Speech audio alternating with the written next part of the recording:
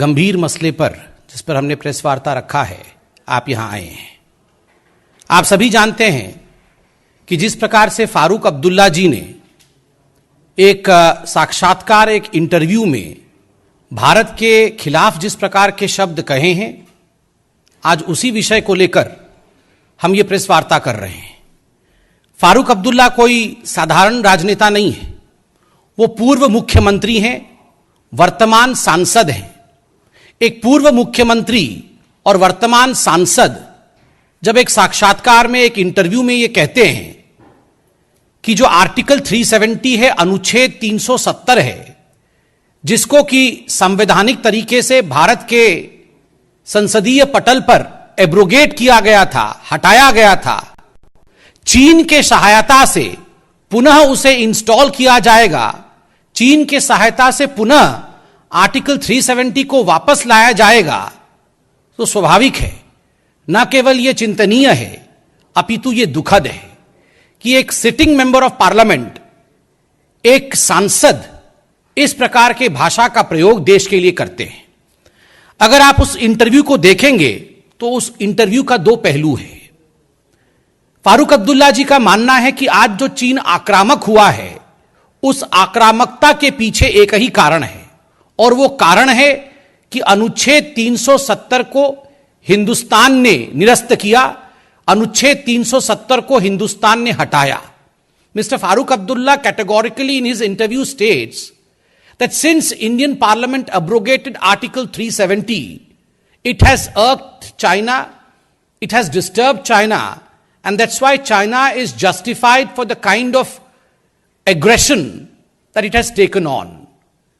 एक तरह से फारूक अब्दुल्ला अपने इस इंटरव्यू में न्यायोचित ठहराते हैं चीन के इस विस्तारवादी मानसिकता को, और दूसरी ओर उससे भी बढ़कर एक तरह से एक देशद्रोही कमेंट करते हैं और कहते हैं भविष्य में चीन के साथ मिलकर अगर हमें यह मौका मिलेगा तो हम अनुच्छेद 370 वापस लाएंगे। Together with China, with the help of China, we would bring back article 370। यह मुझे समझ में नहीं आता है कि एक सिटिंग सांसद इस प्रकार की बातें कैसे कर सकता है। कैसे वो कह सकते हैं कि किसी दूसरे देश के साथ मिलकर हम अनुच्छेद 370 वापस लाएंगे। अनुच्छेद 370 का हटाना, इसको लेकर एक डेमोक्रेटिक कंट्री में, एक लोकतांत्रिक देश में आपके मन में किसी प्रकार का रिजर्वेशन है, आप उसके खिलाफ कहना चाहते हैं, आप स्वतंत्र हैं, किंतु यह कहना कि दूसरे देश के साथ मिलकर हम अनुच्छेद 370 ले आएंगे, यह अपने आप में न केवल समझ से बाहर है, न केवल निंदनीय है, मगर सही मायने में कहा जाए तो यह देश विरोधी स्टेटमेंट है। दिस इज एब्सोल्युटली सेडिशियस, यह सेडिशियस स्टेटमेंट है। बंधुगण, जहां तक फारूक अब्दुल्ला जी का सवाल है, फारूक अब्दुल्ला जी एक रिपीट ऑफेंडर है। यह कोई पहली बार फारूक अब्दुल्ला जी ने ऐसा कहा हो, ऐसा नहीं हुआ है। इससे पहले भी फारूक अब्दुल्ला जी ने कई बार इस प्रकार के स्टेटमेंट दिए हैं, जिसको आप सुनकर, जिसको आप देखकर हतप्रभ रह जाएंगे। आपको याद होगा, फारूक अब्दुल्ला जी ने 24 सितंबर, अभी चंद महीनों पहले, यह कहा था कि अगर आप जम्मू कश्मीर में जाके लोगों से पूछेंगे कि क्या वो भारतीय हैं, तो लोग कहेंगे नहीं, हम भारतीय नहीं हैं, हम भारत में रहना भी नहीं चाहते हैं।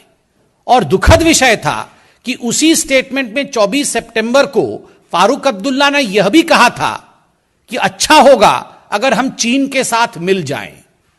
आप बताइए, देश के संप्रभुता पर प्रश्न उठाना, देश के इंडिपेंडेंस पर, देश की सॉवरेनिटी पर, उस पर प्रश्न चिन्ह लगाना, यह एक सांसद को किस प्रकार से शोभा देता है, और क्या यह देश विरोधी वचन नहीं है?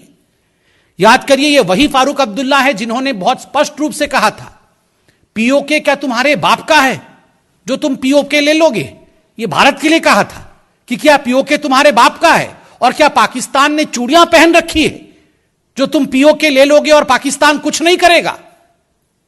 देखिए, पाकिस्तान को लेकर, चीन को लेकर जिस प्रकार की नरमी इनके मन में है, और भारत को लेकर जिस प्रकार की मैं कहूंगा बेशर्मी इनके मन में है, यह अपने आप में बहुत सारे प्रश्न खड़े करते हैं।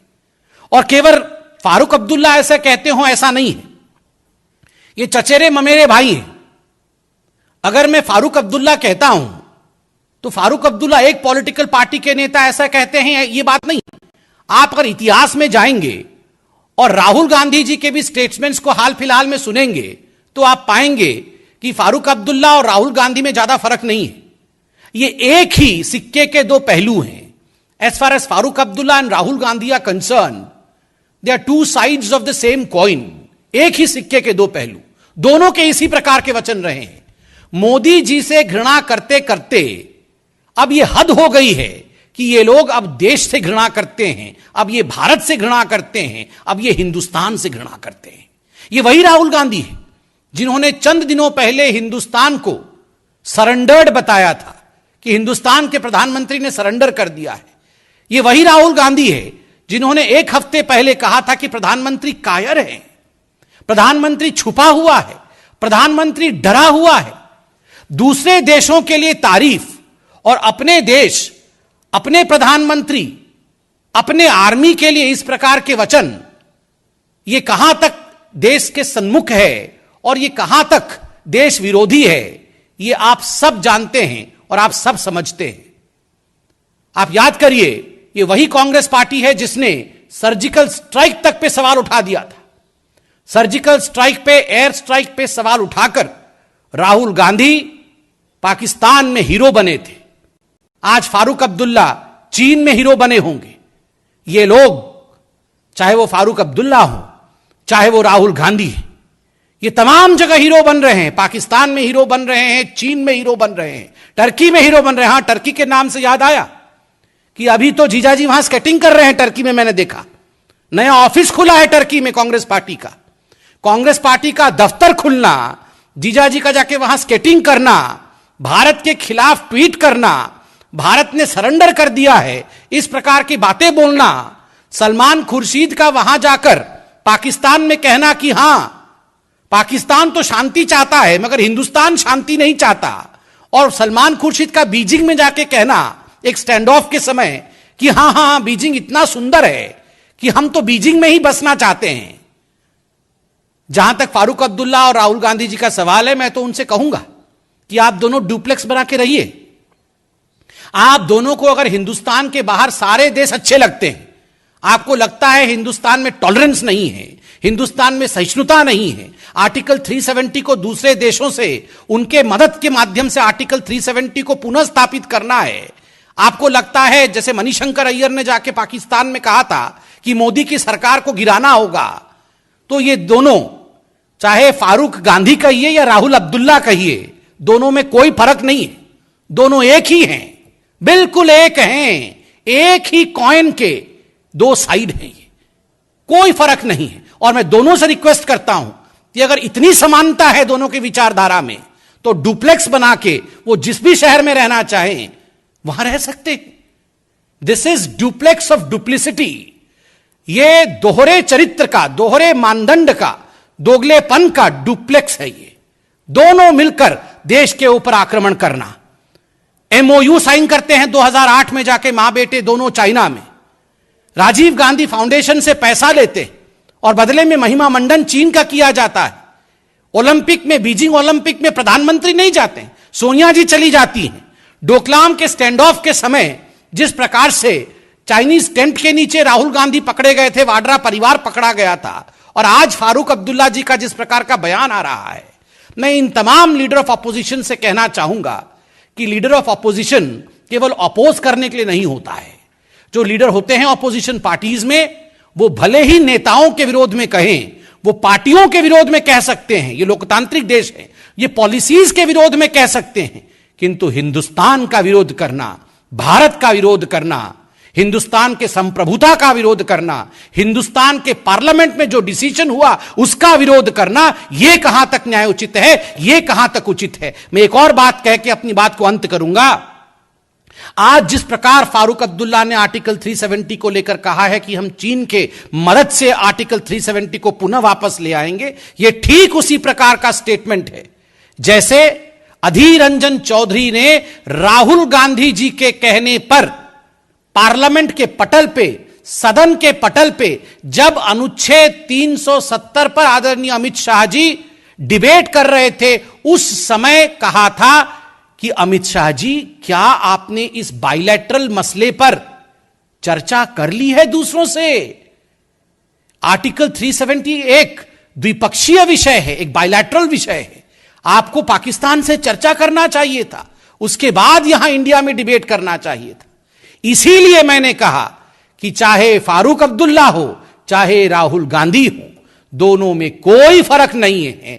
दोनों चचेरे ममेरे भाई हैं, दोनों मिलकर इस प्रकार का बयान देते हैं और मोदी जी से नफरत करते करते उस मुकाम तक पहुंच गए हैं जहां वो देश का विरोध करते हैं, देश के विरोध में बयान देते हैं। आपको यह भी याद दिला दूं, इसी आर्टिकल 370 को जब रिपील किया गया था, राहुल गांधी पार्लियामेंट से बाहर आके कहे, याद होगा आपको, कि 100 लोग मर गए हैं, जम्मू कश्मीर में कई 100 लोग मर गए हैं।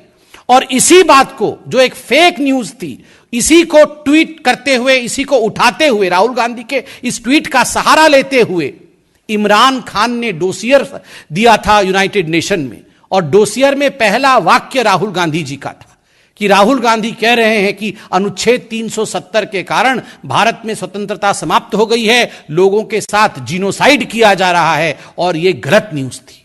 तो स्वाभाविक है, ये लोग देश को ऊपर नहीं रखते हैं, ये कहीं ना कहीं केवल और केवल अपनी राजनीति को आगे बढ़ाना चाहते हैं। बहुत बहुत धन्यवाद। कोई प्रश्न हो तो पूछे।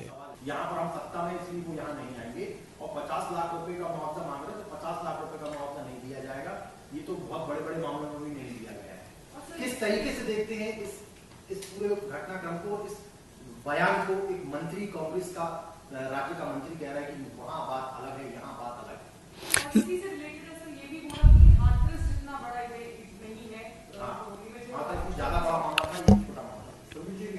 मैं इसके आपका भी प्रश्न लूंगा।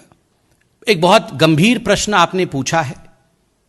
मेरे से पहले आपने कांग्रेस के मंत्री से भी यह प्रश्न पूछा कि राहुल जी और प्रियंका जी, ये दोनों भाई बहन, ये उत्तर प्रदेश तो गए, किंतु राजस्थान में जिस प्रकार से कुकृत्य हो रहे हैं, जिस प्रकार से बलात्कार के विषय में आपने जिक्र किया, जिस प्रकार से हत्याओं के विषय में आपने जिक्र किया, मंदिर के पुजारी को जला के मार देना, उन विषयों को जिस प्रकार से मंत्री जी ने कंपैरिजन में रखा, आपको याद दिलाऊं, पहले अशोक गहलोत जी ने कंपेयर किया था कि don't compare Hathras with Rajasthan rape. आप हाथरस के विषय को राजस्थान से कंपेयर मत करिए। और केवल अशोक गहलोत ने नहीं, उससे पहले छत्तीसगढ़ के एक बहुत प्रमुख मंत्री ने, कांग्रेस पार्टी के, कहा था हाथरस वाला रेप तो बड़ा है, मगर छत्तीसगढ़ के बलरामपुर में जो रेप हुआ है वो छोटा है। रेप बड़ा और छोटा, हत्या बड़ी और छोटी। और मंत्री यह कह रहे हैं कि जहां हम सरकार में हैं वहां भाई बहन नहीं आएंगे, वहां राहुल और प्रियंका नहीं आएंगे, और जहां हम सरकार में नहीं हैं केवल वही जाएंगे। यह स्पष्ट रूप से दिखाता है कि कोरी राजनीति के लिए कांग्रेस पार्टी काम कर रही है, कोई न्याय के लिए काम नहीं कर रही है। और आज जनता यह सवाल उठा रही है कि राहुल गांधी जिस दिन उत्तर प्रदेश में प्रवेश कर रहे थे और उन्होंने झूठ कहा था कि पुलिस ने उनको धक्का दे दिया और वो गिर गए, पूरे हिंदुस्तान ने देखा था कि वो किस प्रकार खुद गिर गए थे। आज हिंदुस्तान पूछ रहा है कि तब का गिरा हुआ राहुल गांधी आखिर उठेंगे कब और राजस्थान जाएंगे कब? The question that the country is asking is, Rahul who had fallen then, when will Rahul rise and march towards Rajasthan and Chhattisgarh where atrocities have been committed against women and other people? जी देखिए, बहुत ही दुखद है जिस प्रकार से एक video सामने आया है, कांग्रेस के दफ्तर का वो वीडियो है, और वीडियो तारा यादव नामक कांग्रेस की एक कार्यकर्ता के साथ जिस प्रकार बहुत सारे पुरुष मिलकर उसकी पिटाई कर रहे हैं, यह अपने आप में हृदय विदारक, कोट अनकोट हृदय विदारक दृश्य है। यह कोई साधारण दृश्य नहीं है। डोमेस्टिक वायलेंस इस देश में एक बहुत महत्वपूर्ण मुद्दा है। वैसे में एक नेत्री को एक पॉलिटिकल दफ्तर में ऑन कैमरा, जब कैमरे ऑन हो, उसके सामने इस प्रकार पिटाई करना और उनके मुंह को सुझा देना, होंठ उनके सूज गए हैं, उनकी कान की बाली नीचे गिर जाती है, वो खुद नीचे गिर जाती हैं, ये किस प्रकार का घृणक कृत्य है? कांग्रेस जो महिला न्याय के लिए पोस्चरिंग करते हुए दिखती है, वास्तविक रूप में क्या वो महिला न्याय के लिए काम कर रही है? जो इस वीडियो को एक बार देख लेगा वो कांग्रेस के दोहरे चरित्र को जान जाएगा। मुझे लगता है राजस्थान के विषय में आखिरकार प्रियंका जी जागरूक हुई हैं। राजस्थान में जैसे दो बहनों के साथ जो शेड्यूल ट्राइब कम्युनिटी की हैं, उनके साथ जिस प्रकार से दुष्कर्म हुआ, पहले अशोक जी ने कहा कि बहनें अपनी इच्छा से गई थी, बाद में पुलिस ने भी एफआईआर नहीं लॉन्च किया था, बहनों ने कैमरे के सामने सच्चाई को व्यक्त किया। लगता है प्रियंका जी के कान में अब जाके सच्चाई पड़ी है और वो राजस्थान के विषय में उन्होंने ट्वीट किया है। बिल्कुल सही है, राजस्थान में कानून व्यवस्था सुधरनी चाहिए। एनसीआरबी की डाटा भी कह रही है कि राजस्थान में जिस प्रकार आए दिन रेप की घटनाएं हो रही हैं वो हिंदुस्तान में सबसे अधिक है। प्रियंका जी को इस विषय में चिंता करनी चाहिए और वो चिंता कर रही हैं, मुझे उनके ट्वीट से लग रहा है। धन्यवाद।